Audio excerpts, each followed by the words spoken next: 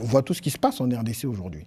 Et même la RDC, c'est un grand pays. Est-ce que c'est vraiment à l'Union européenne de venir mettre en lumière ou dénoncer tout ce qui se passe? Et ce conflit qui fait parler aujourd'hui, mais il ne date pas d'aujourd'hui, c'est un conflit qui date de plusieurs décennies aujourd'hui. Aujourd'hui, la solution, elle doit être africaine. Le Congo, autonome, souverain, qui exploite sa ressource, peut nourrir toute l'Afrique.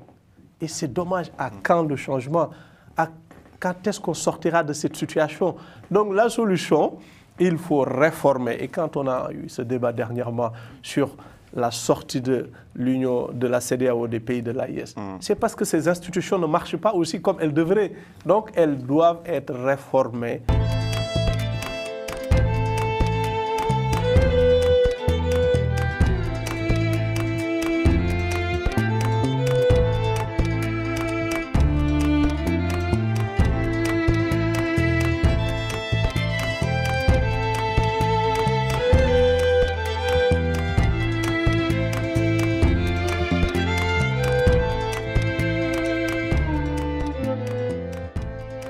Bonjour chers téléspectateurs de Télésud, Global Africa Télésud, bienvenue dans notre émission Tumulte où nous allons aujourd'hui parler de la migration.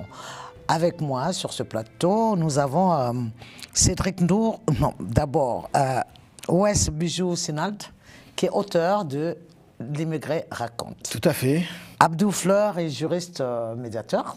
Et ensuite, le jeune Cédric Ndour est juriste de droit des étrangers. Tout à fait, bon. Alors, sans plus tarder, nous allons prendre un volet de l'auteur qui est Wes pour commencer à nous poser la question de savoir est-ce qu'il y a vraiment un ressenti dans la question migratoire, ou encore le racisme est réel ou ce n'est qu'un ressenti?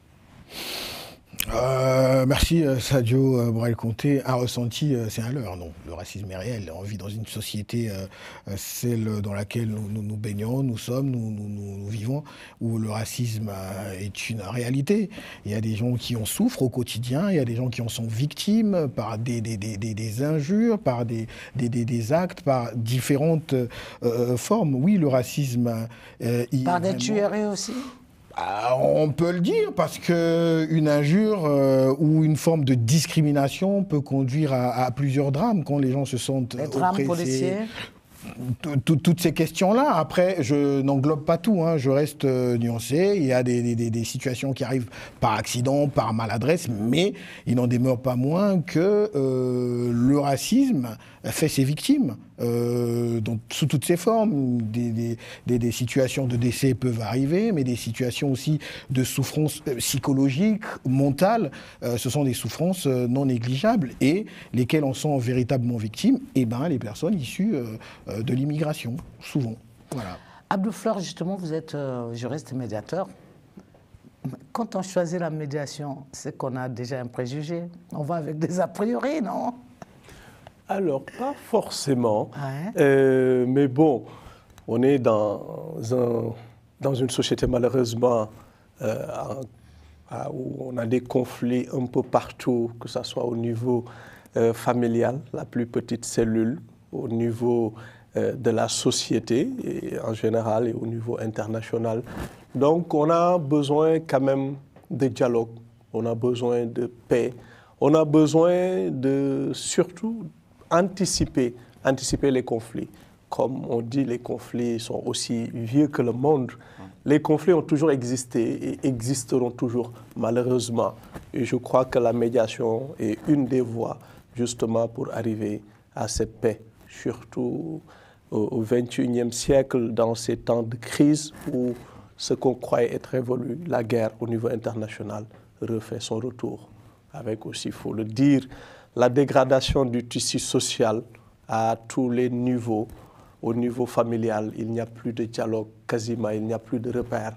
Comme on dit avec l'avènement des smartphones, de la nouvelle technologie.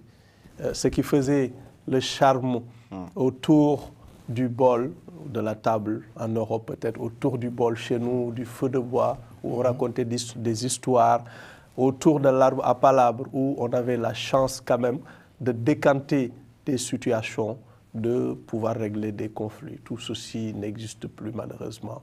Donc je crois que les médiateurs ont un beau rôle à jouer. D'accord. Voilà. Cédric, vous êtes juriste du droit des étrangers. Vaste programme. Avec le temps, on a vu la montée de l'extrême droite ici, où beaucoup de nos compatriotes africains ont eu la tendance d'aller justement voter pour cette extrême droite.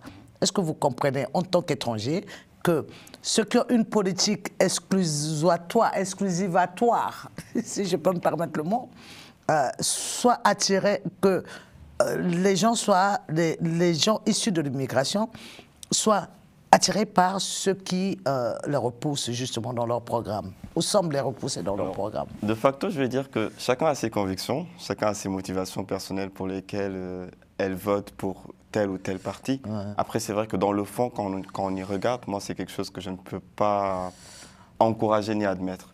Parce qu'aujourd'hui, lorsqu'on voit la politique de l'extrême droite, c'est une politique qui est essentiellement basée, qu'on se dise la vérité, sur la migration. C'est vraiment critiquer la migration, on le voit tous les jours, comme on le dit, c'est par rapport à des propos, par rapport à des actes. Donc il y a tellement de choses qui sont faites pour contrecarrer l'immigration. Le ministre de l'Intérieur actuellement, Rotaillot, il n'est pas de l'extrême droite, mais il ira jusqu'à dire que... Quand même. Il est quand même très droitier. Ce qui est vrai, il ira jusqu'à dire que l'immigration n'est pas une chance pour la France.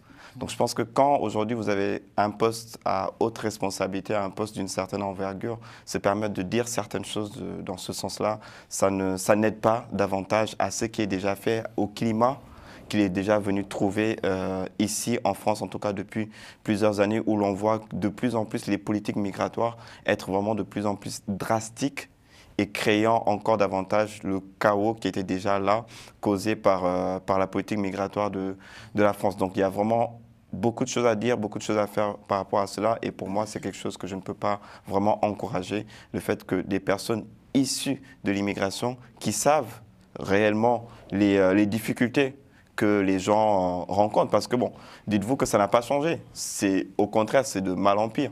Donc aujourd'hui, les difficultés immigratoires que les personnes ont connues, ou on va dire administratives, qu'ils ont connues en venant ici en France, peut-être dans les années 80-90. Je n'étais pas encore né, c'est vrai, mais pour moi, aujourd'hui, lorsqu'on y regarde, à ce qui se passe actuellement, c'est encore de mal en pire. Donc que ces personnes-là, aujourd'hui, ayant connu peut-être ces mêmes galères-là, ayant connu ces mêmes difficultés-là, se lever et encourager une telle politique, pour moi, c'est quelque chose que je ne peux pas comprendre ni admettre.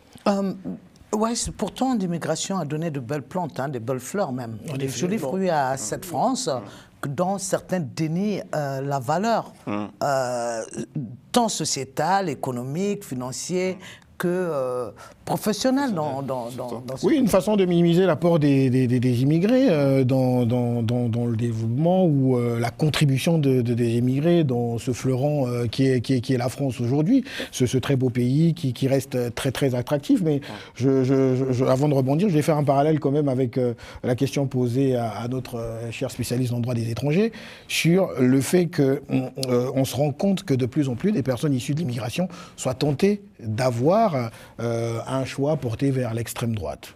Tout ça peut aussi se comprendre, dans la mesure où, vous savez, les questions de fermeté ne concernent pas ou n'est pas l'apanage des gens de droite.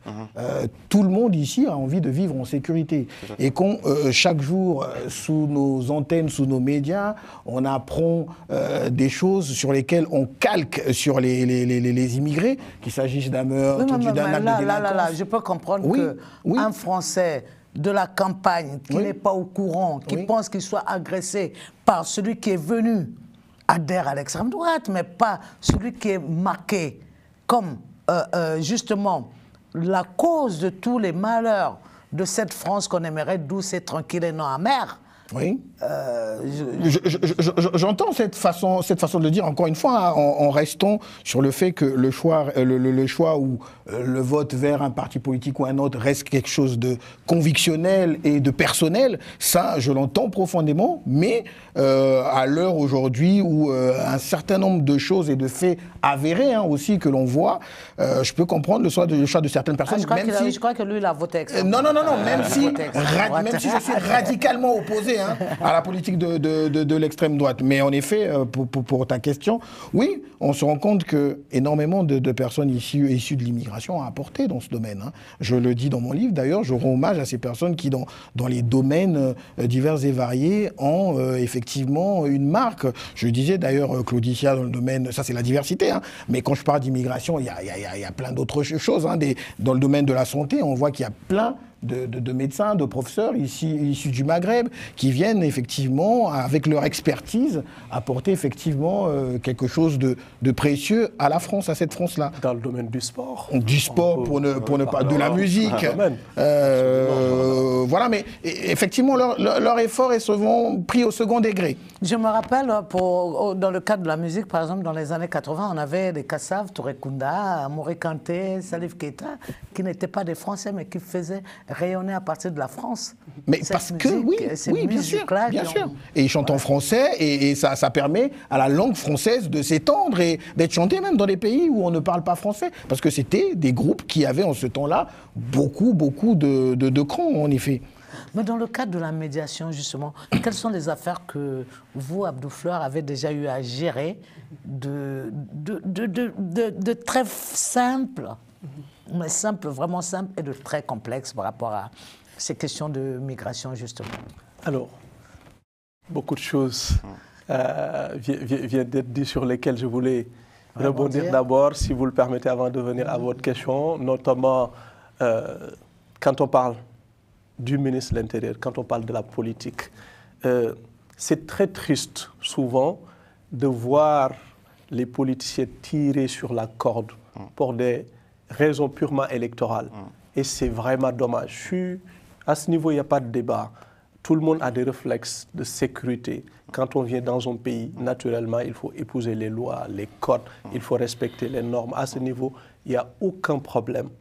Et moi, ma référence surtout sur ce domaine, la médiation, création du lien, c'est un homme qui est de l'autre côté, qui s'appelle Amadou Hampâté-Bâ, qui nous dit que de la même manière que la beauté d'un tapis tient à la diversité des couleurs, donc la beauté du monde aussi tient à sa diversité.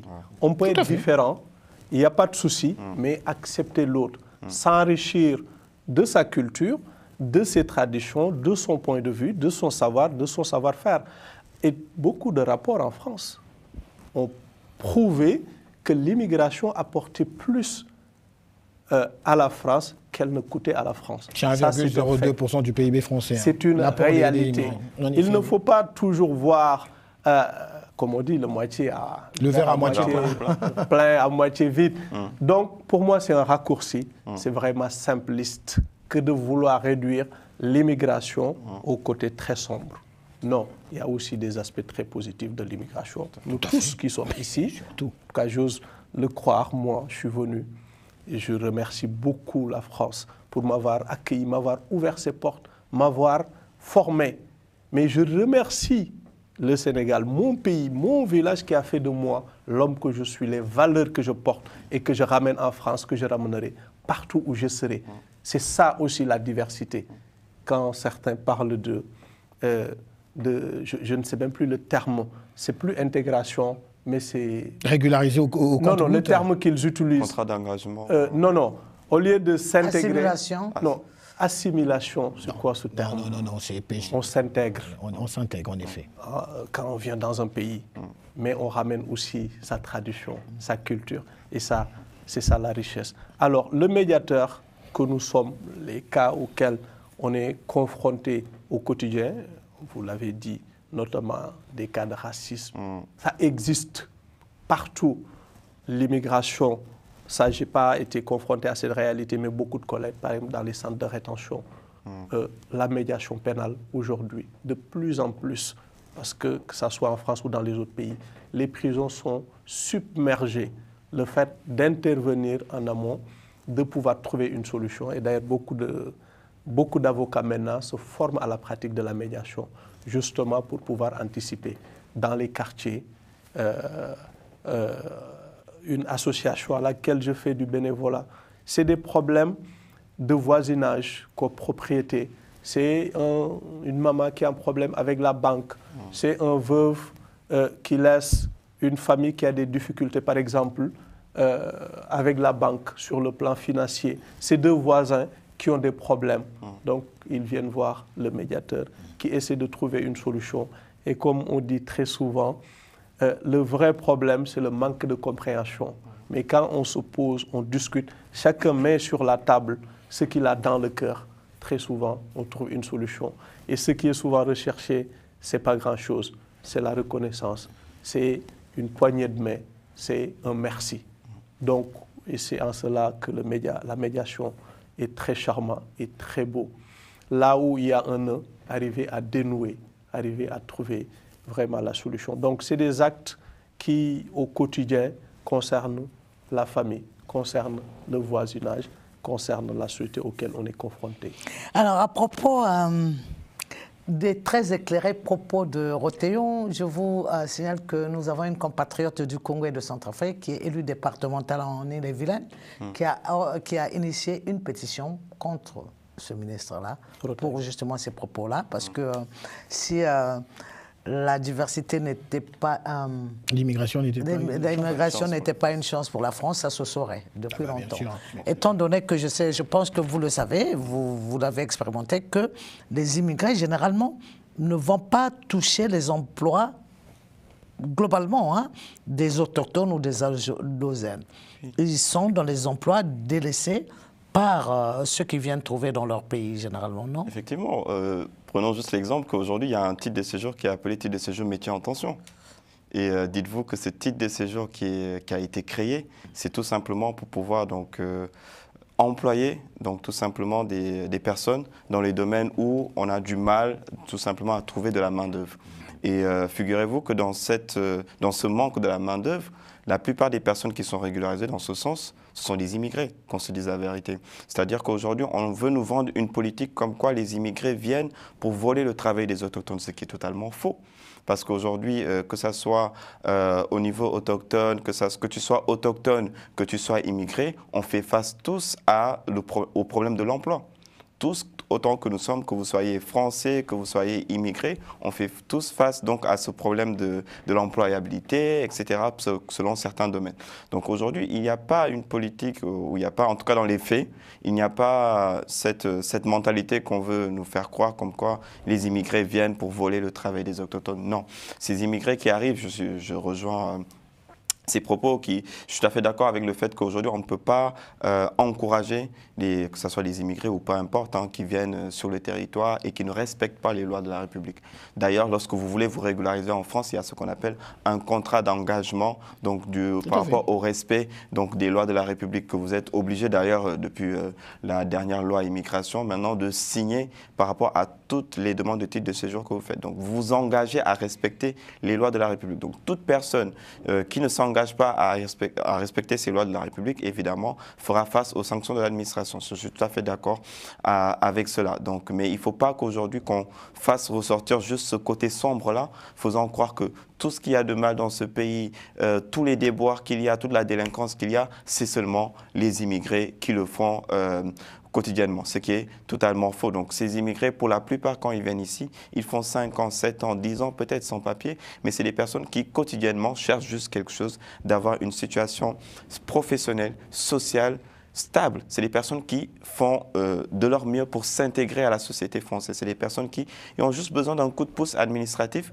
pour pouvoir se régulariser et continuer à s'intégrer socialement, professionnellement, économiquement sur le territoire français. C'est d'ailleurs aujourd'hui, vous le verrez, ce sont des personnes qui sont sans papier, mais à qui, par exemple, on demandera de déclarer leurs impôts chaque année. Tout à fait. De payer des cotisations. De payer des cotisations. Dites-vous quelque chose qui est toujours aberrant, que dans les discussions j'ai eu avec d'autres personnes, c'est que supposez qu'aujourd'hui, ce qu'on appelle l'admission exceptionnelle au séjour, c'est un titre de séjour l'on vous donne au bout de quelques années, 3 ans, 5 ans, 7 ans minimum. Parmi ces titres de séjour, il y a ce qu'on appelle l'admission exceptionnelle au séjour salarié. Lorsque vous venez pour vous régulariser en tant que, dans le cadre de ce type de séjour-là, ce qui est aberrant, c'est qu'on va vous demander l'expérience professionnelle, de prouver que durant 3 ans, 5 ans ou 7 ans, que vous avez pu travailler sur le territoire français. Mais monsieur, madame, je suis sans papier, je suis censé ne pas travailler de manière régulière sur ce territoire, mais vous me demandez pour me régulariser. Et que même l'employeur peut être sanctionné selon les textes pour avoir un employé sans papier. De vous fournir des fiches de paye alors que je ne suis pas censé travailler dans les faits. C'est un discours qui est très contradictoire. Un tout petit peu. C'est paradoxal. Quand tu viens ici, on t'appelle un immigré. Et ceux qui quittent ici pour aller chez nous, on les appelle des expatriés. Non, mais là aussi. Combien de multinationales sont là-bas avec leur personnel. Donc, on est dans un monde d'interdépendance. Alors, ce discours-là, on l'a beaucoup entendu, hein, que lorsque les Occidentaux partent de chez eux pour l'Afrique, ils sont appelés expatriés, et le contraire, c'est appelé immigrés. Mais ça a tout son sens, en effet. Alors, dans la grande majorité, lorsque les Occidentaux quittent leur terre pour arriver en Afrique, c'est pour un seul but, hein, c'est le travail où on vient pour investir. Dans le sens contraire. Attendez, je ne pense pas que l'Africain... Je veux juste terminer. Un instant. Là, je ne suis pas d'accord. Je pense que l'Africain ne migre que pour sa pitance, pas autre chose. Trouver du boulot. Absolument. Vous qui êtes du Congo, vous avez vu que, par exemple, 20% de votre population est malienne ou sénégalaise. Elle ne crée pas de problème. Elle vient, elle fait son commerce, c'est l'espace vide que cette communauté a trouvé, et elle fait son commerce jusqu'à former des Congolais au commerce, au métier qui n'était pas le métier. Je rajoute ceci. Ça reste la migration. Non, mais ce que je veux dire, ça reste la migration. Oui. C'est pas autre chose. Ça reste... Alors, mais c'est-à-dire, c'est la connotation, je pense qu'on veut en donner, ici migrant, l'autre expatrié, on veut rendre policier. Si on me laisse juste terminer mon propos, je pense que ça est plus clair. C'est-à-dire, ce qu'on entend, c'est que expatrié, c'est policier, et que migrant, c'est... je pense qu'il y a... Alors, c'est sûr qu'on n'en sortira pas d'ici avec quelque chose qui va nous accorder donc c'est l'occasion de dire à nos téléspectateurs que nous reviendrons dans quelques petites secondes pour continuer notre émission sur Global Africa Télé Sud Tumulte.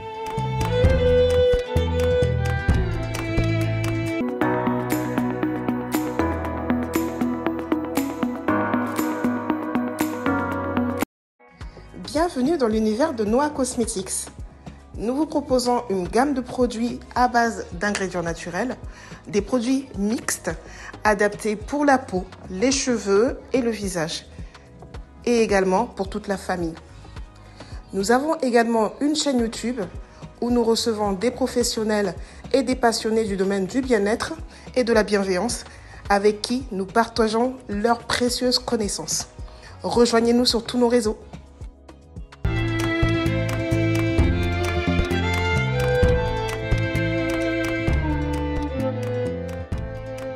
Nous revoici sur le même plateau, même invité, c'est-à-dire 3 beaux garçons, Abdou Fleur, juriste médiateur, et Cédric Ndour, juriste de droit étranger, et Wes Bijou Sidnal, qui est auteur de L'immigré raconte. Pendant que l'immigré raconte, nous voyons que ça devient de plus en plus difficile. Les pays, au lieu que l'immigré ne parte vers les pays riches, ce sont les pays à des pouvoirs certains qui envahissent les pays. Est-ce que ça va contribuer à retenir les gens, à vivre ensemble ou à réduire l'immigration, surtout clandestine? Est-ce que cela va contribuer à réduire l'immigration, surtout clandestine? Je ne pense pas. Si on doit faire un focus sur ce que l'on assiste tous, sur à quoi on assiste tous ces latinos qui sont renvoyés vers leur terre et de façon un peu indigne aussi, par le nouveau président des États-Unis, Donald Trump, et qu'aujourd'hui, les ambitions qui sont les siennes, on les voit, on le voit venir à grands pas.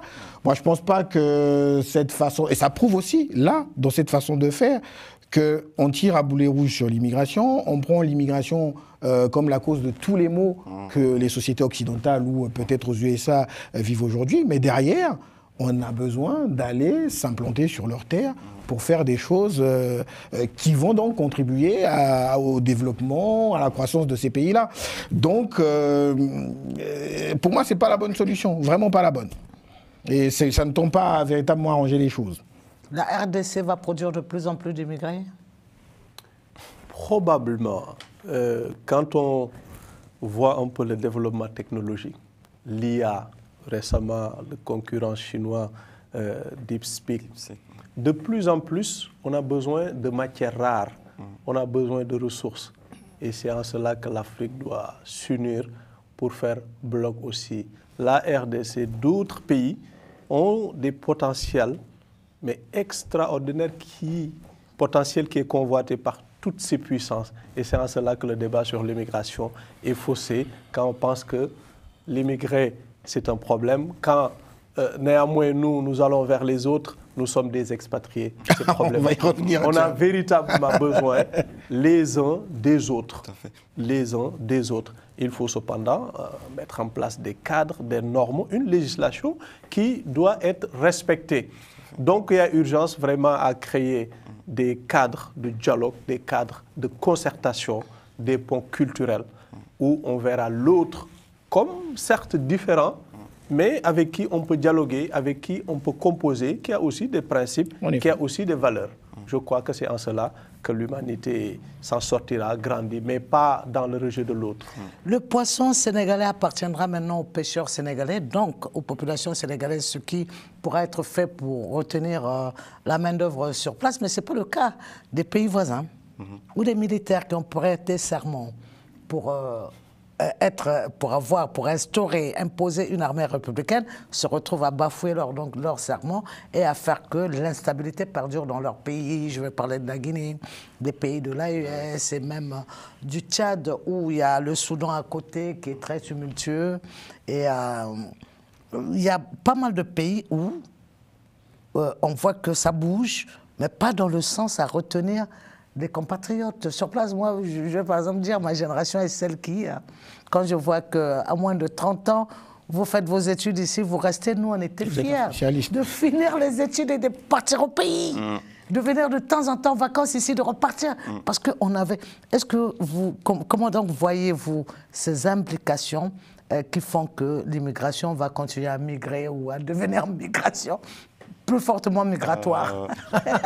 Moi, je parle déjà d'un principe simple, c'est que, disons-nous la vérité, la migration est un phénomène naturel. Tant qu'on vivra sur la Terre, l'homme voudra toujours aller vers d'autres contrées, tout simplement. Non, l'homme est voué à bouger. L'homme est programmé pour bouger, ça c'est clair. Donc aujourd'hui, dites-vous que quelles qu'en soient les politiques qu'il peut y avoir en interne, que ce soit au Sénégal, dans les pays de l'AES, en Afrique centrale, il y aura toujours des hommes et des femmes qui trouveront les motivations pour migrer vers d'autres pays. Aujourd'hui, lorsqu'on regarde la migration, bon, on dit que ce n'est pas l'immigration clandestine, c'est l'immigration irrégulière, quels que soient les termes qu'on utilise, il y a plusieurs motivations. Il y a des motivations économiques, et même climatiques, des fois on le voit. De plus en plus d'ailleurs. Il y a des motivations aussi climatiques. Ah non, c'était la première migration dans le Ouagadougou, c'était au Moyen-Âge, c'était déjà pour des problèmes climatiques, économiques. D'où les Soninké vont partir dans le Gold Coast, et puis et on verra d'ailleurs que de plus en plus l'immigration. Le pourcentage d'immigration interafricaine est beaucoup plus fort que l'immigration sur toute autre destination. L'immigration climatique, déjà d'ici à 2050, on parle d'une véritable... Non, là je parle du Moyen-Âge. Oui, Moyen-Âge, c'est sûr, mais là, d'ici à 2050, il y aura un vrai démographique. Oui, il va plutôt terminer. Donc, du coup, je disais que l'immigration irrégulière, entre autres, a plusieurs motivations, en tout cas pour lesquelles ces gens-là partent de leur pays vers d'autres contrées. Donc, ils peuvent souvent s'expliquer pour X ou Y raisons. Des fois, ça peut être aussi pour fuir donc certaines situations de guerre, certaines situations politiques. Donc il y a vraiment tellement de raisons qui peuvent motiver ces départs-là vers d'autres contrées. Maintenant, effectivement, il faut peut-être voir le problème autrement. Moi, je me dis, lorsqu'on veut parler, on veut mettre sur la table la question de l'immigration, il faut vraiment situer les responsabilités.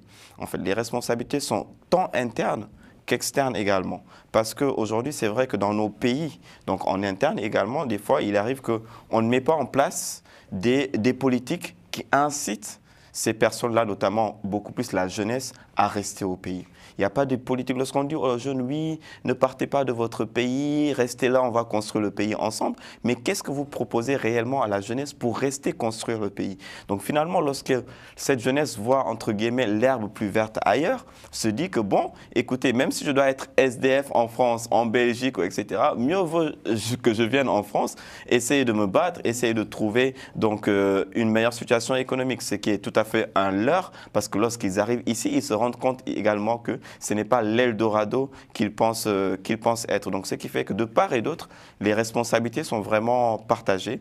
Maintenant, à nos politiques également de proposer des solutions concrètes qui peuvent inciter surtout la jeunesse, parce que c'est vraiment l'employabilité, c'est vraiment cette insertion-là, l'éducation. Il y a tellement de motifs pour lesquels vraiment ces jeunes. Pour cela, il faudrait déjà qu'il y ait moins de corruption chez nous, non?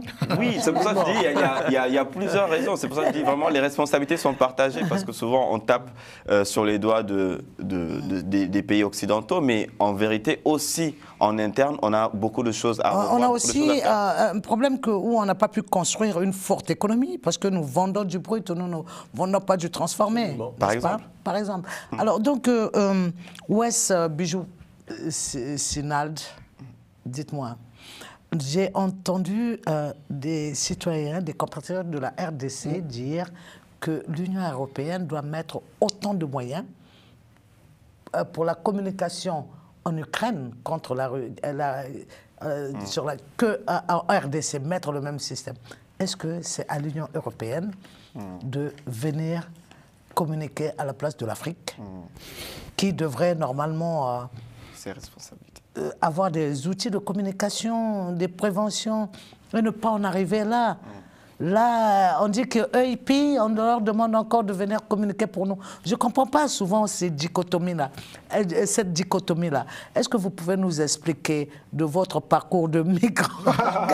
Alors, l'expérience de migrant gelé, il n'y a pas toutes les solutions pour effectivement la RDC. Mais ce qui est sûr, je pense que c'est une erreur que de penser que c'est à l'Union européenne de mettre les moyens et de dénoncer ce qui se passe au niveau de la RDC. La RDC fait partie d'un groupement des pays d'Afrique qui s'appelle la RDC. Les États de l'Afrique de l'Est. La SADC, je pense. Non, la SADC, c'est Austral. C'est Austral. Alors, les États de l'Afrique, la communauté des États de l'Afrique de l'Est. Exactement. Alors, ces organismes-là ou ces organisations-là voient tout ce qui se passe en RDC aujourd'hui. Et même la RDC, c'est un grand pays. Est-ce que c'est vraiment à l'Union européenne de venir mettre en lumière ou dénoncer tout ce qui se passe? Et ce conflit qui fait parler aujourd'hui, mais il ne date pas d'aujourd'hui, c'est un conflit qui date de plusieurs décennies aujourd'hui. Ça n'est pas à l'Union européenne de régler les problèmes de la RDC. La RDC peut trouver tous les mécanismes possibles. Alors, à sa décharge, Félix Tshisekedi a beaucoup communiqué autour, à chaque fois qu'il en a eu l'occasion, dans les médias ou sur une tribune internationale, il s'est exprimé, ou même encore récemment, face à Macron, lors de la visite de Macron en RDC, il en a parlé. Mais maintenant, est-ce que parler est suffisant ? Est-ce que parler est suffisant? Faut-il pas mettre en place des actions qui consisteraient à faire que ce conflit soit condamné d'une même et seule voix par tous les pays de cette sous-région? Qu'est-ce qu'il faut? Quelle communication ou quelle médiation faut-il d'ailleurs pour que le peuple n'en pâtisse pas au lieu d'aller voir, au lieu d'aller se rendre compte que l'herbe est moins verte que chez lui? Aujourd'hui, la solution, elle doit être africaine.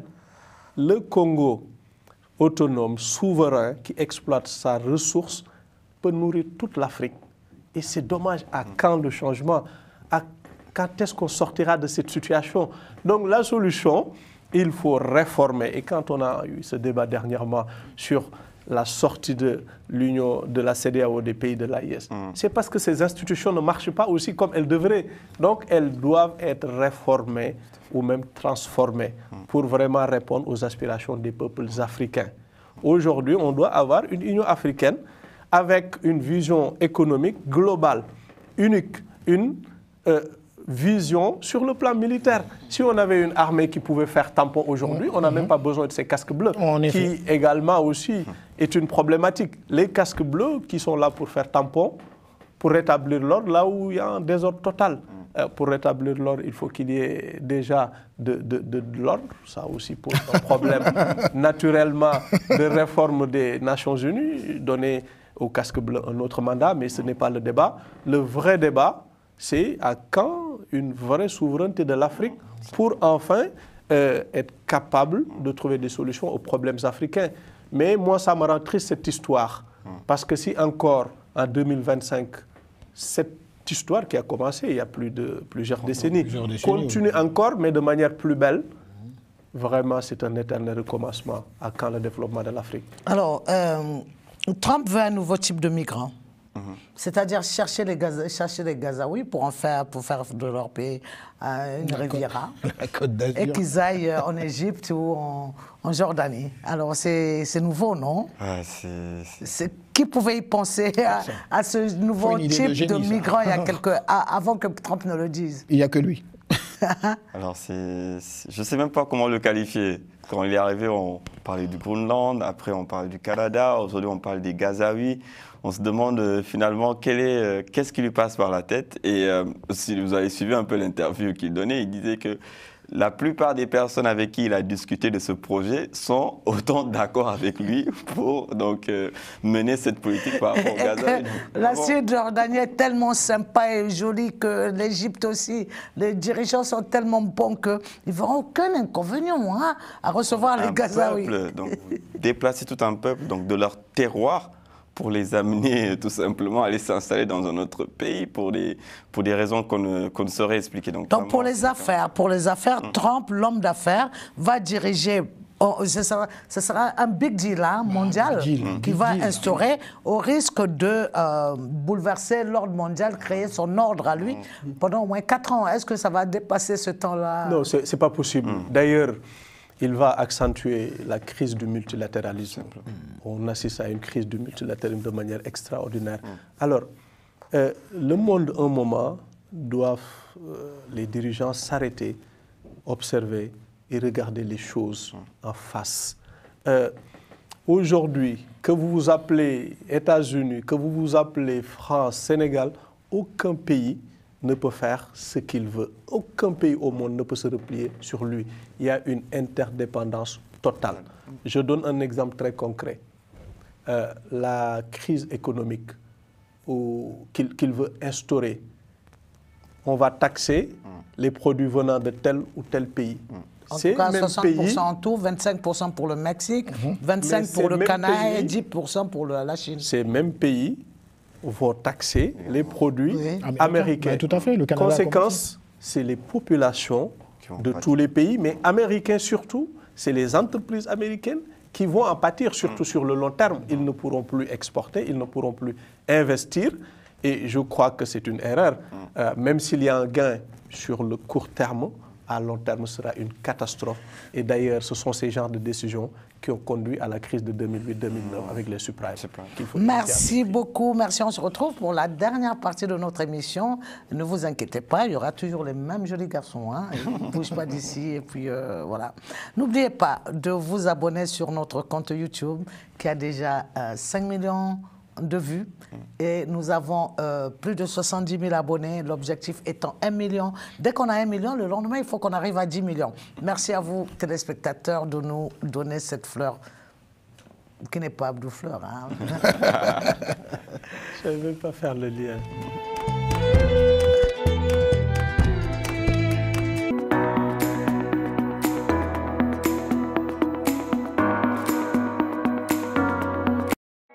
Bienvenue dans l'univers de Noah Cosmetics. Nous vous proposons une gamme de produits à base d'ingrédients naturels, des produits mixtes adaptés pour la peau, les cheveux et le visage, et également pour toute la famille. Nous avons également une chaîne YouTube où nous recevons des professionnels et des passionnés du domaine du bien-être et de la bienveillance avec qui nous partageons leurs précieuses connaissances. Rejoignez-nous sur tous nos réseaux.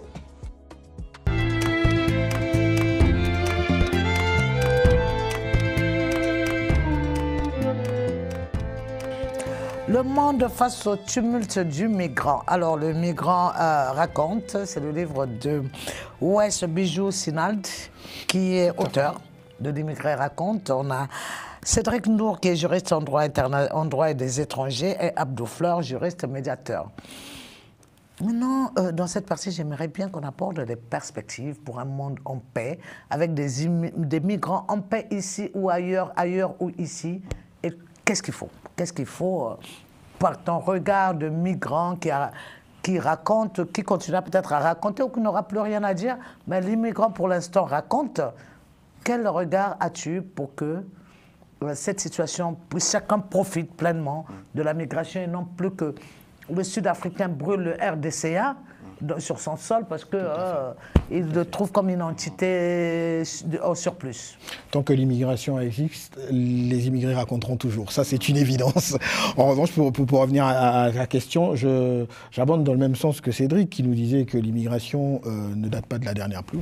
C'est quelque chose qui n'est pas de la dernière pluie, c'est quelque chose qui existe depuis bien longtemps. Il faut que les peuples acceptent de vivre avec cette immigration, mais trouver effectivement des approches de solutions pour que ce ne soit plus un problème.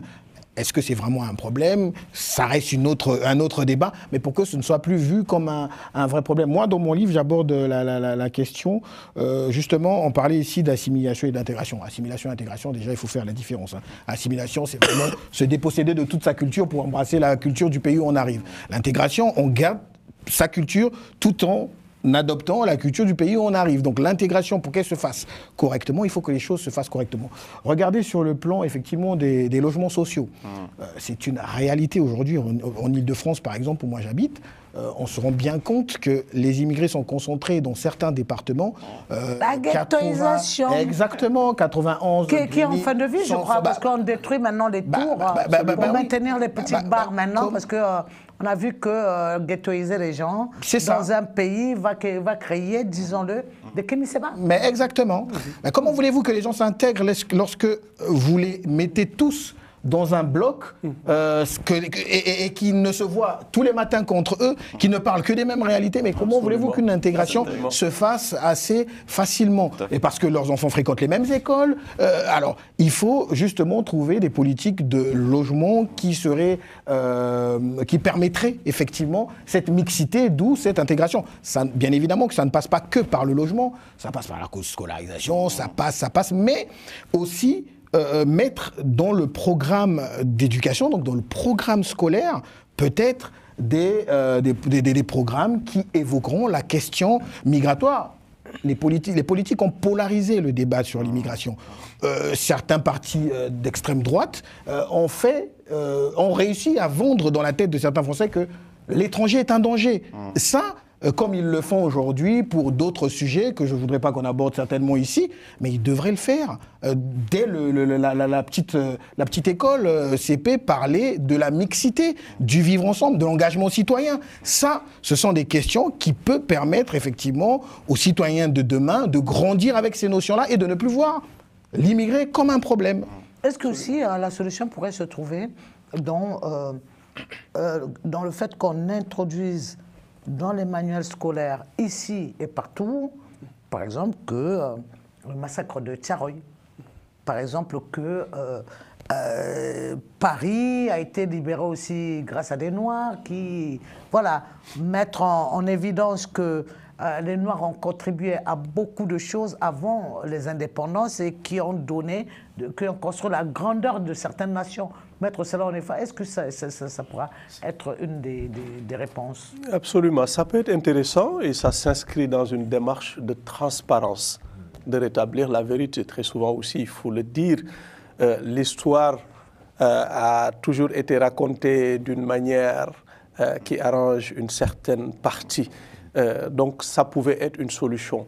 Mais moi, je veux mettre l'accent pour ce qui est des perspectives sur deux points essentiels. Le premier, je crois, c'est au niveau des pays d'origine. Je parle des pays africains globalement, même si on parle de l'immigration en général. Il faut qu'il y ait un nouveau type de leadership qui trouve des solutions à la jeunesse. On n'est jamais mieux que chez soi. et on ne quitte jamais son pays par gaieté de cœur. Jamais. Je donne un exemple. Moi, je connais énormément d'amis qui étaient venus ici étudier et qui trouvent de bons boulots et qui retournent. Ils sont une fois meilleurs chez eux. Il y a de la chaleur humaine, il y a du soleil. Les journées sont longues. Mieux, absolument.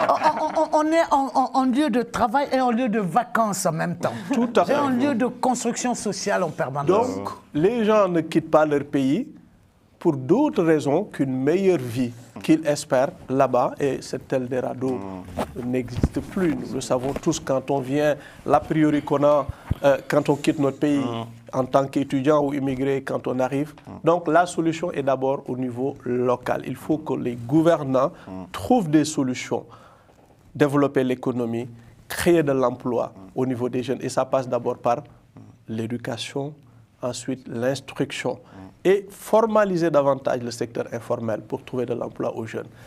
80, pour certains pays, 70% de l'économie africaine est tirée par l'informel. Il faut qu'on arrive à leur trouver des cadres, qu'on arrive à les aider tout simplement dans le cadre de la recherche de financement, dans le cadre de l'accompagnement aussi sur le plan technique. Et je salue à ce niveau l'initiative du gouvernement, du nouvel gouvernement sénégalais, qui vise sur les pôles territoriaux. Territoriaux plutôt, on dit en pôle.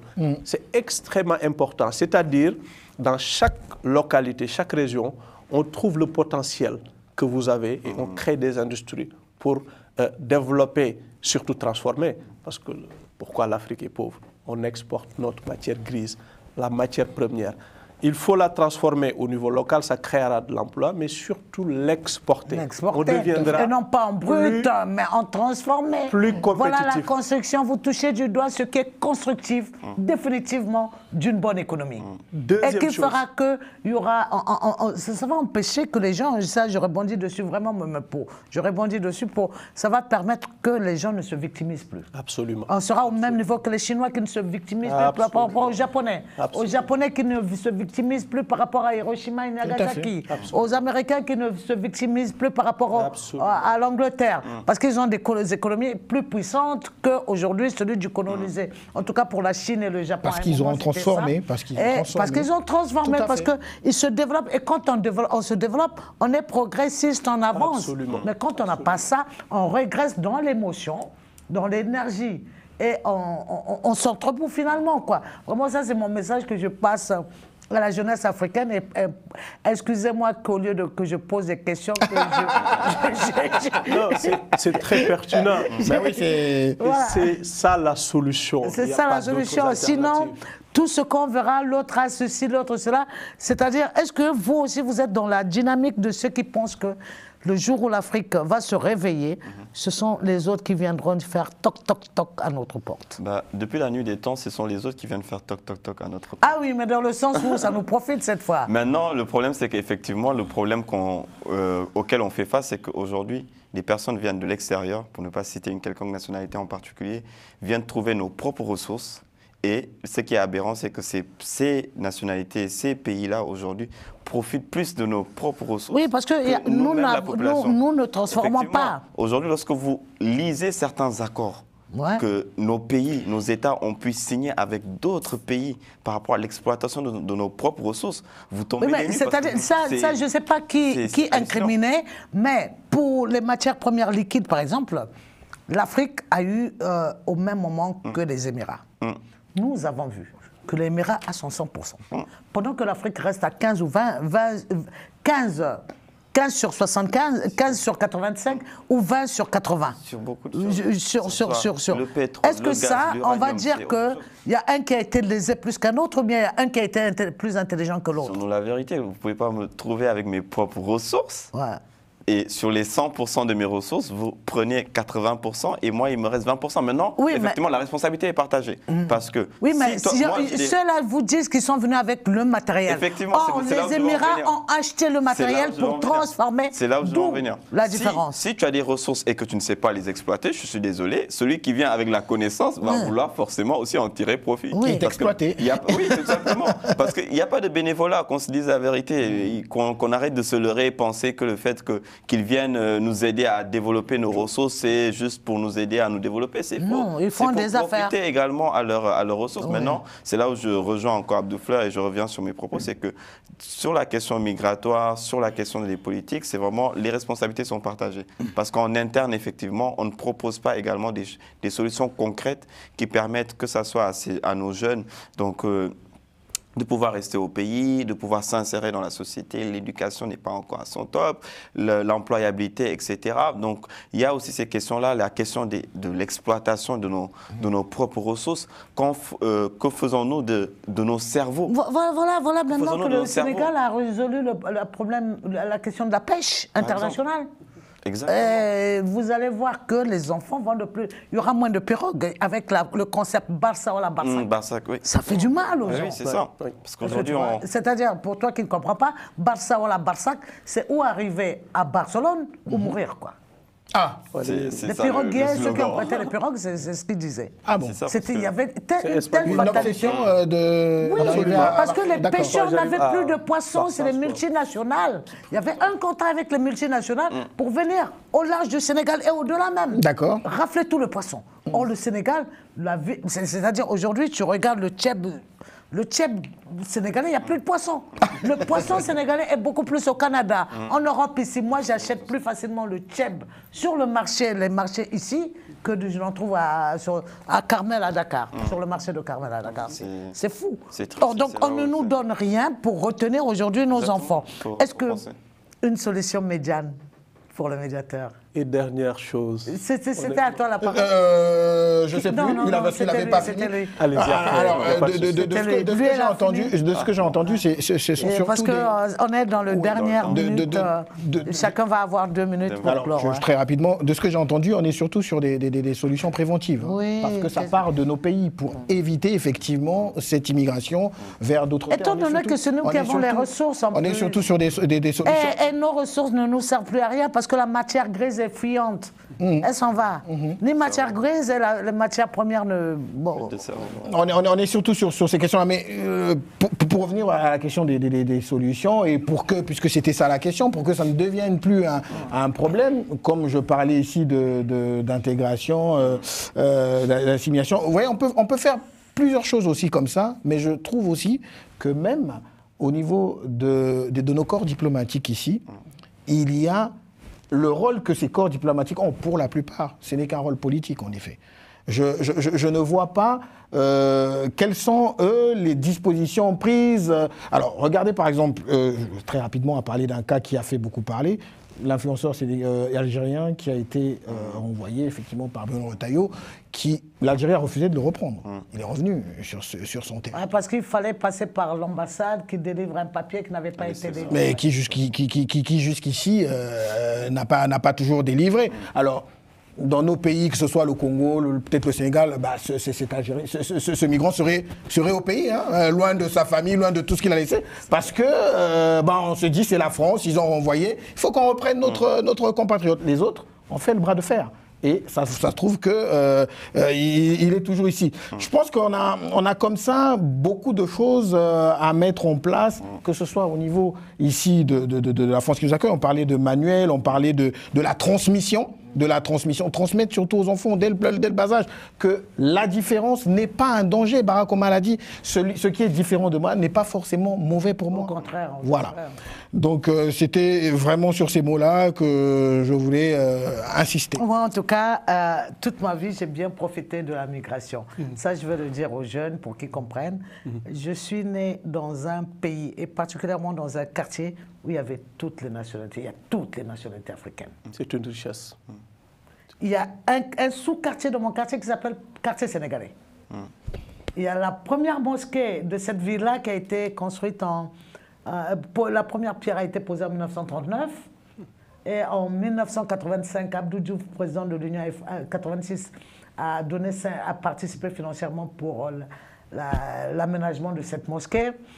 Et à 2 minutes de chez moi, il y a le quartier des Métis, toujours dans le même quartier Poto-Poto, et à moins d'1 kilomètre, il y a le quartier des Blancs. Donc ça fait que j'ai grandi avec les Sénégalais, par ma mère, les Maliens par mon père, et les compatriotes congolais et tout autre Africain. Donc la richesse due à la migration a fait que je suis même devenue intelligente, n'est-ce pas? Que tu te construis surtout. Tu t'es beaucoup construit par rapport à ça. Le métissage. C'est une richesse. C'est En une effet, vraie richesse. en effet. C'est une vraie richesse. Et si vous permettez, moi, je suis surtout dernièrement quelqu'un, philosophe sénégalais très connu, Souleymane Bachir Diagne, que qui j'ai fait vu à la Brazza promotion en 2013 pour étonnant du voyageur. mot Ubuntu. Ubuntu. Et je crois que... En bambara, on dit Maya. Et en lingala, c'est le même mot bantu, Bomoto. Ah, d'accord. Ubuntu, c'est le Bomoto. D'accord, donc c'est le bantou en fait. Non, c'est une langue bantou. D'accord. Ubuntu. C'est Bomoto. Tout en sachant que bantu veut dire les gens, les hommes en fait. Tout à fait. Donc Ubuntu, ou Bomoto, veut dire l'humanisme. D'accord. Tout à fait. Humaniser, Et l'humanisation. c'est dans cette humanité que toute la société grandira, pas dans le rejet de l'autre, pas dans l'affrontement. Tout à fait. Donc pour conclure, il faut vraiment, je crois, faire la promotion du dialogue, la promotion de la paix, surtout créer des ponts culturels, des ponts interculturels. Il faut accepter sa différence. Mais cette différence avec l'autre, au lieu d'être une faiblesse, doit être une force. Nous devons être capables d'écouter l'autre, de l'entendre et de composer avec. Et c'est ça, c'est ce à quoi Ampateba nous appelle la compréhension mutuelle. On n'est pas obligé d'être comme lui, on n'est pas obligé d'être d'accord avec lui. Néanmoins, se respecter, nous devons La tolérance. chercher ce que l'on a de commun. de commun. Alors Et donc tu es d'accord, ce pour qui lui nous passer la balle. unit doit être plus fort que ce qui nous divise. C'est tout à fait ça, c'est vraiment le... Et le droit de l'étranger, tu continues à les exercer encore où en Ukraine, à Gaza ou en Afrique du Sud? Alors, les étrangers, évidemment, il n'y a pas que les Africains. Donc aujourd'hui, c'est vrai qu'on fait une fixation sur les Africains, mais bon, quand on exerce dans le droit des étrangers, c'est toute personne qui est considérée comme étrangère ici en France, donc que ce soit africaine, européenne, peu importe. Mais moi, en tout cas, pour terminer, je rejoins en tout cas les propos qui ont déjà été dits. Repenser le multilatéralisme, le bilatéralisme, notre coopération entre pays, repenser nos politiques internes et que lorsque des personnes, en tout cas les nationaux, vont dans d'autres pays, que ce soit en Occident, peu importe le pays où ils vont, vraiment le respect également des droits humains. Parce qu'effectivement, ce n'est pas parce que quelqu'un quitte son pays pour venir vers vous que ses droits doivent être bafoués. On le voit tous les jours. Moi, en tout cas, dans le domaine du droit des étrangers, surtout dans le domaine professionnel, aujourd'hui, il y a des personnes que vous rencontrez qui vous rencontrent leur enfer professionnel du fait qu'ils ne sont pas régularisés sur le territoire. Et vous savez qu'aujourd'hui, leurs droits sont bafoués du fait que voilà, ces personnes sont considérées comme immigrés, etc. Donc pour moi, c'est très important également. Merci beaucoup. Merci beaucoup. Donc Ubuntu, Bomoto, le Maya, en Bambara, dans les langues mandingues, qui a été conceptualisé par Aminata Dramane Traoré, alors ministre de la Culture au Mali. C'est le même concept, il faut de l'humaniser, ou il faut humaniser l'humain et le monde. Voilà sur des notes, le mot commun sur lequel les intervenants sont d'accord, c'est sur ce mot-là qu'on va se quitter. Labdou Fleur, juriste médiateur, et Cédric Ndour, juriste en droit international, et Ness Wes Bijou Sinald, qui est auteur de L'immigré raconte. L'immigré raconte. Disponible sur Amazon. Disponible sur Amazon. On y reviendra. Merci beaucoup. Merci. À bientôt. Merci beaucoup.